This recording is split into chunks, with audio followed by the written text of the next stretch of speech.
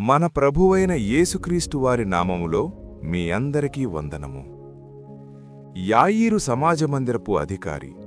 ఆయనకు 12 ఏకైక కుమార్తె ఉండేది.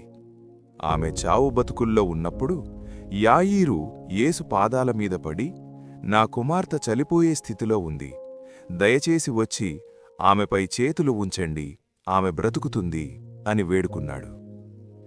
యేసు యాయీరుతో వెడుతుండగా 12 నుండి రక్తస్రావ వ్యాధితో బాధపడుతున్న ఒక స్త్రీ యేసు వస్త్రపు అంచును ముట్టి స్వస్థత పొందింది.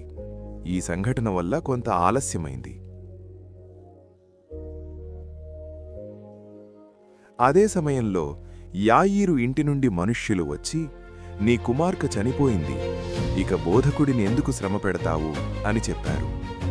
ఆ మాట వినగానే యాయీరు ఎంతో గుండెకోతకు గురయ్యాడు.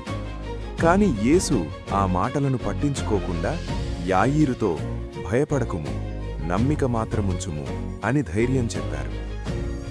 యేసు ఇంటికి వెళ్లేసరికి అందరూ ఏడుస్తూ గొడవ చేస్తున్నారు.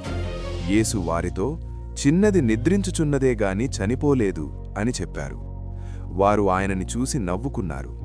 అప్పుడు యేసు పేతురు, యాకోబు, యోహానులను మరియు చిన్నదాని తల్లిదండ్రులను మాత్రమే లోపలికి తీసుకెళ్లారు. ఆమె చెయ్యి పట్టుకొని, తలీతా కూమి అని చెప్పారు. దానికి అర్థం, చిన్నదానా, లెమ్మని నీతో చెప్పుచున్నాను. వెంటనే ఆ చిన్నది లేచి నడవసాగింది. అందరూ ఆశ్చర్యపోయారు. ఆ చిన్నదానికి ఏదైనా తినడానికి పెట్టమని యేసు చెప్పారు. విశ్వాసం. వార్త ఎంత భయంకరంగా ఉన్నా, చనిపోయింది అని చెప్పినా యేసు మాటపై నమ్మకం ఉంచడం. దేవుని సమయం.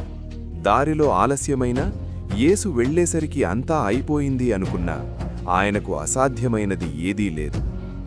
మరణంపై కూడా యేసుకు అధికారం ఉంది. మన రక్షకుడైన యేసుక్రీస్తు వారి కృప మనందరికీ తోడై ఉండునుగాక.